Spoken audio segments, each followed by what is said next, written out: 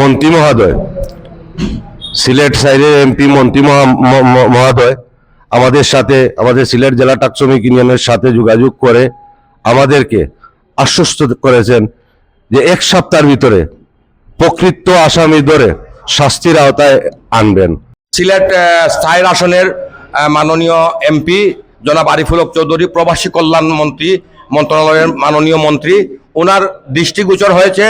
উনি এটা খবর পেয়ে তাৎক্ষণিক ওনাদের সাথে যোগাযোগ করে এই জন্য আমাদেরকেও আজকে এখানে আমাদের সিলেট তামাবিল মালিক সমিতির বাস সমিতির সংগ্রামী সভাপতি জনাব নাজিমুদ্দিন লস্কর সাহেব এবং আমাকে কোম্পানিগঞ্জ উপজেলা বিএনপির নেতৃবৃন্দ আমাদেরকে আমাদের শ্রমিক ভাইদের নেতৃবৃন্দের সাথে যাতে আমরা আলোচনা করে সমন্বয় করে তাদের সব আশয় বিষয় যেগুলো যাতে আমরা শুনে আমরা মন্ত্রী মহোদয়কে জানাতে পারি।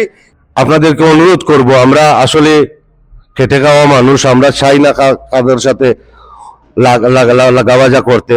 আমরা সঠিক তদন্তের মাধ্যমে সঠিক বিচারটা হোক আমরাও চাই।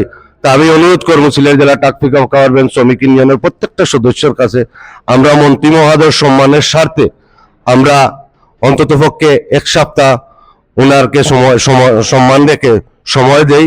যদি এক সপ্তাহে আমরা আসামি না ধরা হয় আমরা অবস্থানে আবার ফিরে যাব। তাই এক সপ্তাহের জন্য আগামী 7 তারিখ থেকে যে কর্মবিরতি ঘোষণা করা হয়েছিল এই কর্মবিরতি স্থগিত করা হইল। ধন্যবাদ সবাইকে। সেজন্য আমরা আজকে এখানে এসেছি।